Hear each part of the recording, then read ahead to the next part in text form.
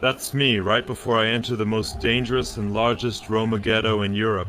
The Roma are among the most heavily discriminated groups in the world, and outsiders are anything but welcome here. Ahead of me is an intense, unfiltered life. Piles of garbage, destruction, and despair are daily realities here. The internet is full of shocked and often insulting comments about this place. I wanted to know, how dangerous is it really here? How did it come to this? And what is the truth behind this place? Today's video is set in the heart of Bulgaria, in Plovdiv, Europe's oldest city. Plovdiv is famous for its architecture, its Roman amphitheaters, and incredible views. But it's also known as the most dangerous Roma ghetto in Europe. Join me as I explore the wildest neighborhood I visited on this channel.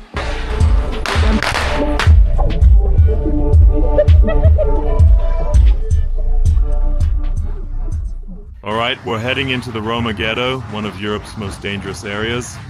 You could say this is our last supper. We grabbed a kebab. And yeah, Christo, I wanted to ask you, how do you assess the danger? And how big is the contrast between here, Plovdiv city center, and this ghetto that's just 15 minutes away from here? The contrast is obvious and noticeable immediately, with no border or anything similar. You can see right away the city transitions into the ghetto. You can immediately tell that we don't come from the ghetto. We look different. We don't speak the language there, as many speak Bulgarian, but some only speak Romani or Turkish. And so we stand out. You can immediately tell that we don't come from the ghetto. So I would say walking alone could be pretty dangerous. That means it's definitely very notorious here in Bulgaria, but we're taking the risk. You see guys, the surroundings change immediately. You leave the center, and suddenly it looks like this, with stray dogs, trash, and block buildings. Whoa.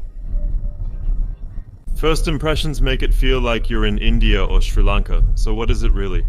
The sustainability state. So it's not a European feeling, it's like you've traveled all the way around the world. Have fun.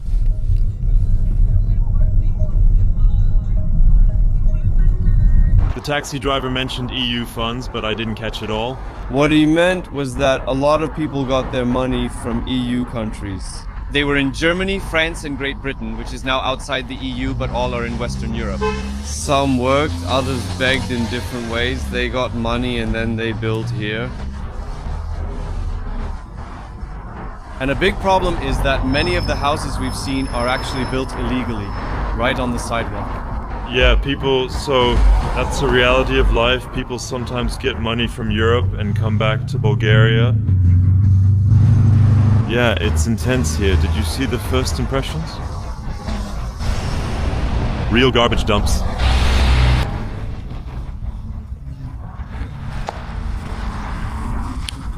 Alright, man. You were so asleep. Can I tell you something? Today, Georgie is our guide. He grew up here and knows this place like the back of his hand. That means we have the well-groomed guide. I said you are our guide today, yeah. I'll be your guide today. In Stolipinovo. Welcome to my neighborhood, Stolipinovo. Let's start. He is an actor. He is the best. The best actor. Thanks so much.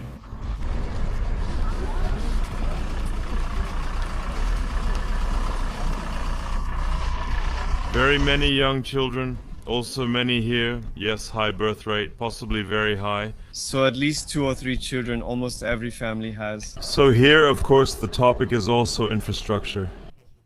You see, guys, when you walk a bit outside of this center, it really gets poorly developed.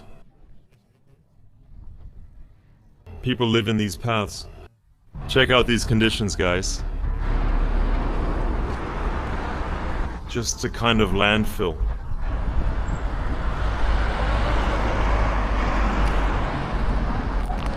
And right next to the trash, people are now living here in these apartment blocks. This isn't the most extreme, it's actually harmless and just minutes away. Some landfills have 5 or 6 times more trash, making them even more extreme. Now trash is being dumped there again. People collect it and push it to that spot. And they take the important material back in the drawer.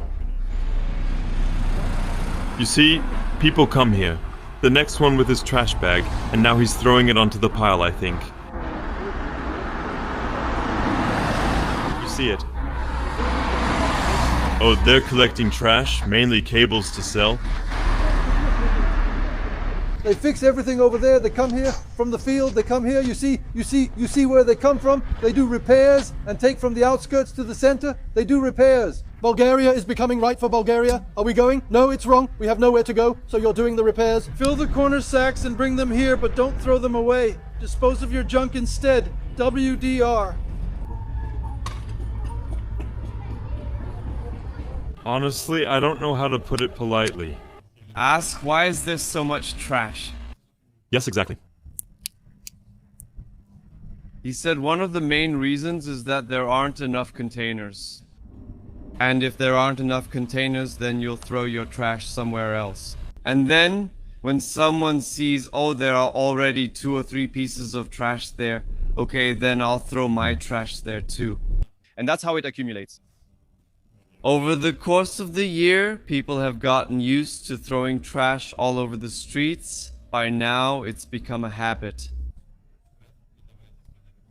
Why do you see that no one is holding their trash for them? You see that nothing happens to them for it, so they aren't punished or anything like that.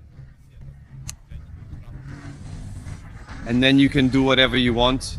On the one hand, it's because of the people who live here, but that's only one side, because on the other hand, they get very little external help. There aren't enough containers and things aren't cleaned enough, and the problem is mutual. So they don't get any support from outside, no one helps, and people say they should clean everything up themselves. We live in another city. As if they lived in another state. We are not Bulgarian people. As if they weren't Bulgarian citizens. Here's the Ghetto school.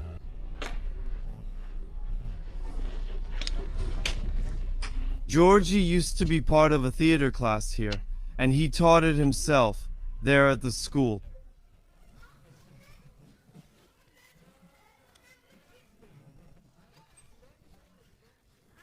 Bukhari. Yes. I can give you YouTube. Do you have YouTube? Yes, I have YouTube. Yes, I have YouTube. Fine. Hey, Binral Tsuksiai. Plus 20 followers. I notice the children are energetic and lively, yet always respectful. So far, well, what can I say? Badly behaved? Definitely not. And the only thing, well, okay, sometimes they spit around. I'm just thinking about how the kids are raised here. Let's say, that's interesting because maybe that's how some situations come about. Ah, German, you speak German well. Have you ever lived in Germany? In which city? In which city did you live? Berlin, yes.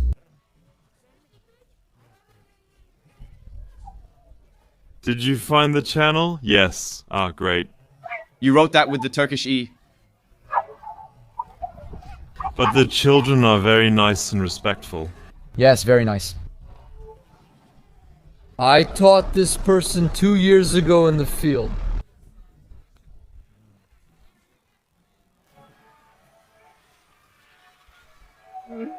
Yai Batarash Pat, thank God, Suleiman, your Barat thing.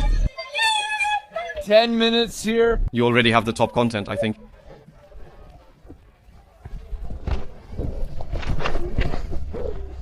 Bye.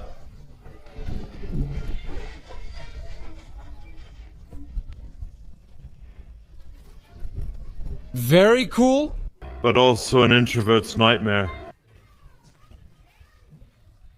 Christus's aunt apparently works in this ghetto. You earn almost twice as much teaching here as you would in a regular Bulgarian school. Sure, it's also more demanding, more intense in some ways. The residents themselves call it a ghetto. I'll say it again, not negatively, but I've heard people call it our ghetto. As you can see, many children leave school early. So there are many challenges you have to work with, and that's why, yes, you never really earn here. Thank you very much. Very nice, very nice. A lot of talent. I have a question. Do all these houses have electricity and water? Or what is the living situation like in that regard? Some do, some don't. He can't specify right now which house has electricity and water and which doesn't. Sometimes there are apartment blocks, though not necessarily this one, where water and electricity are unavailable. Gradually, more people have electricity and water, though it's not yet 100% by the rules. Sometimes it's also unpaid. Okay. So essentially unpaid, since you use electricity and water. So yeah, that also happens that you get your electricity in an illegal way. Yeah, that's why it's more like living side by side than truly living together. And you can see it's something completely different. These apartment blocks compared to here in the center.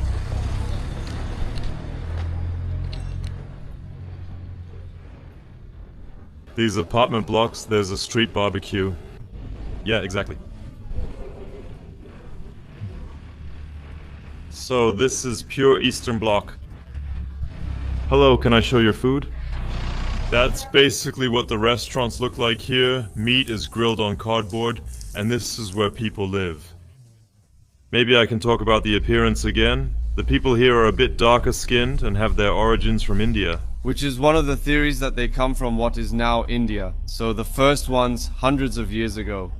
Nowadays there are Roma all over Europe, even in the USA, but the largest number of Roma are in Romania. And then Bulgaria is in second place. As far as he knows, there are at least 2 million Roma. In Romania, it might be more. Okay, are the Roma from Bulgaria and Romania different, or do they have a similar culture? Maybe you meant that as a question? The wedding culture is almost identical, so big weddings, big dresses, lots of gold and all that. That's similar, but the dialect they use is different, and I think they're in a different culture. Transportation here is often still by horse and carriage, though there are also many cars, but horses and carriages are still common. So you could say it's still very old-fashioned. Thank you. This shows the pollution level in these neighborhoods again. We're here at a bus stop, which is actually a public place that should be clean, but here at the bus stop there are cardboard boxes everywhere. And then you see this trash, which is now already much less. That's partly the reality of life. People complete pollution. That means people just take the trash from their homes and throw it here. This is their garbage dump. And yeah. Now he's showing how it used to be, what they did, and what it looked like after his action. Bro, this is the place, right? This was earlier. Nice, this is the place the group cleaned together so you can see. Yeah. It's the same place, bro, so we cleaned it. Ah, nice. Yes, this place. Yeah, yes. It's the same. I have to explain to every single person what we're doing here. So, right when you started filming, there were several people here too, I don't know if you saw, but several people came and I had to explain to every single person what we're doing here. I think this is my first time here, but he said it used to be much worse. It's better now. What's the average age for girls and guys to get married and so on? It used to be normal for girls to get married at 15, 16 or 17, but now it's more like 18 or 19, you know. Another problem that exists here is the issue of social benefits. The girls and guys sometimes get married as early as 14 or 15, so they're married, but not under the law. Women often have children at 16 or 17 receive social benefits for them, and are generally seen as single mothers. And yeah, because they're not legally married, only married within their Roma community.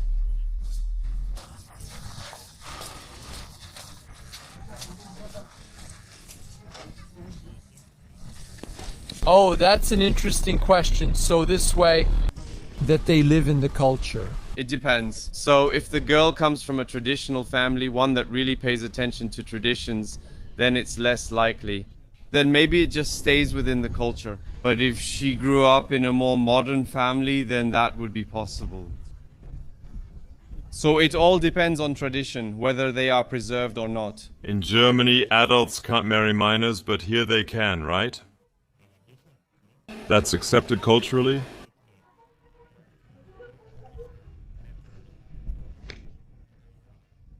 Maybe, but some families would accept it and some wouldn't. Teach me something in German. Okay, what's up, bro? What's up, bro? What's up, bro? Are you so talented? German? First try, yes. Because I was in Germany. What's up? Okay, please.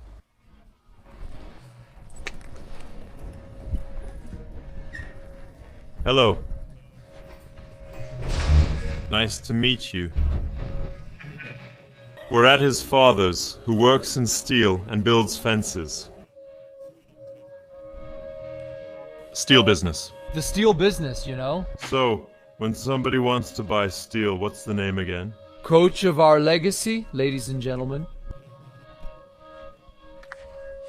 You want to try Bulgarian coffee? Why not? Why not? Best coffee in Sulipino?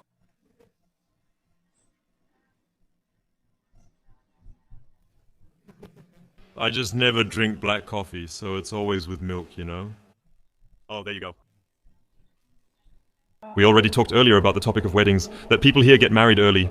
The official answer was 17, 18, 19, but honestly, sometimes even at 14, 15 or 16. And the question?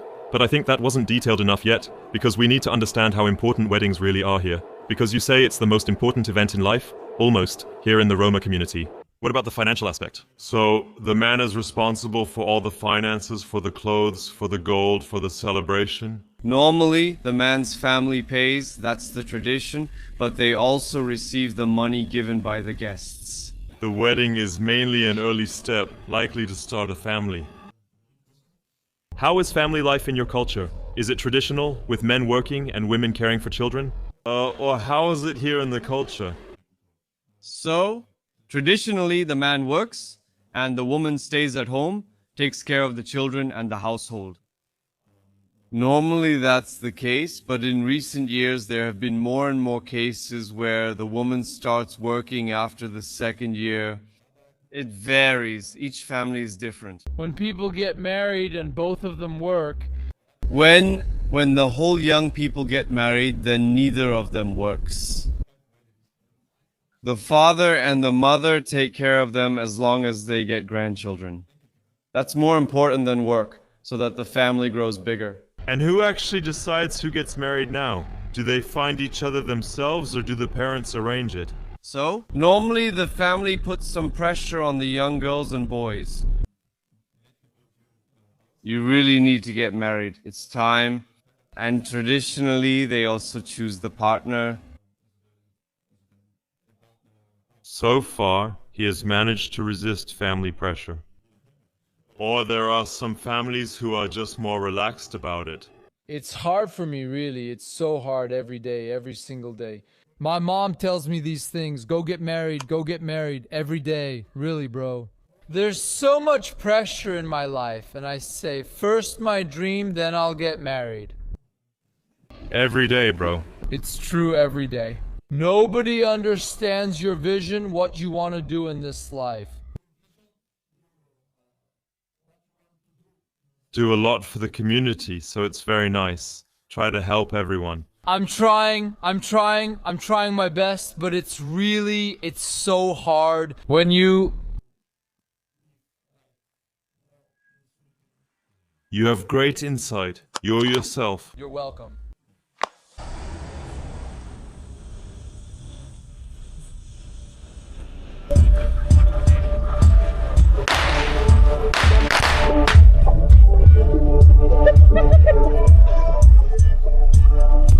It's a bomb, you know, and firecrackers.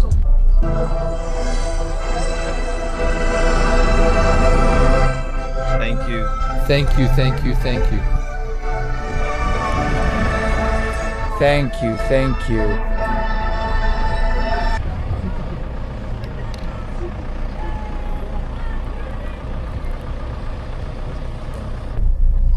Thank you, thank you, thank you. Thank you, thank you.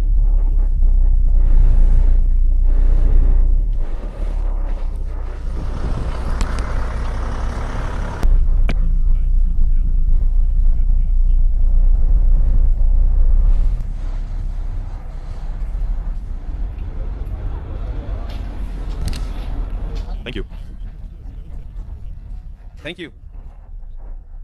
Thank you, thank you, thank you, thank you, thank you, thank you, thank you. Thank you, thank you.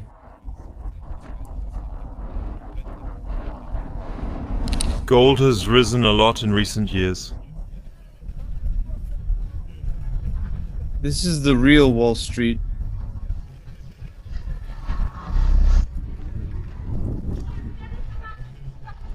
Here they prepare their performances and then they play them in different theaters in Plovdiv, but also in other cities in Bulgaria. They were also on Bulgaria's Got Talent. Yesterday, Bulgaria's first Roma non-governmental organization, which is also a cultural center, was here too. Cultural club, that. All together here. The Roma also have their own flag, their own language, so here is the flag. Most Roma can speak Bulgarian, but they also have their own language. They have their own language. And also, many of them speak Turkish as well, so Roma language, Turkish, and many also speak Bulgarian, at least 3 languages. And this is the Roma flag. Yes. Now, Georgie will explain the meaning of the Roma flag.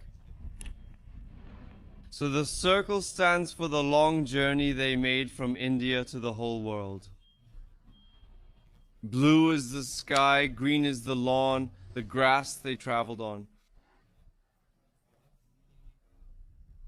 Now we've driven a bit out of the ghetto, and here you come to the Bulgarian housing estate. In contrast, you suddenly don't see any real trash anymore. So you see here, if you look at the streets, the cityscape changes immediately. So just look around now. There's not much here initially. My school is still here. And yes, the division is clear. Yeah, interesting guys. After about 10 minutes of driving, we're back in the old town. And yes, that's a stark contrast. You're so close to each other, but still, the worlds are so far apart. You see, this is what it looks like 10 minutes away from the ghetto, the old town. Yeah, very livable, very beautiful. That means 2 worlds are still clashing here. And there have been improvements in recent years, but there's still a lot that needs to be done. That's exactly what people like Georgie are working for, making them incredibly important.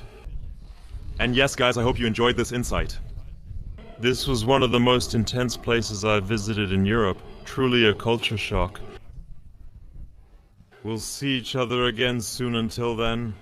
Bye, and everyone is invited to Bulgaria. Yeah, come to Bulgaria, guys. Seriously, friends. Finn from the future here, checking in with you because I have 1 or 2 announcements for the future. First of all, guys, I'm finishing my master's degree in a week. Next year, I'll have more time for content and some exciting projects are coming. I wanted to share this with you since it's happening soon and I'll have more time for YouTube. That means I'll be much more active here on the main channel, of course, but at the same time, I'll also be much more active on the second channel. Feel free to check it out now. The 3rd part from Bulgaria is also online. I visited the cheapest 5-star hotel in Europe. I'd appreciate your support for the channel so we can hit more milestones this year. Reaching 5,000 subscribers would be awesome. We'll see each other soon. Until then, ciao and thanks for your support, guys.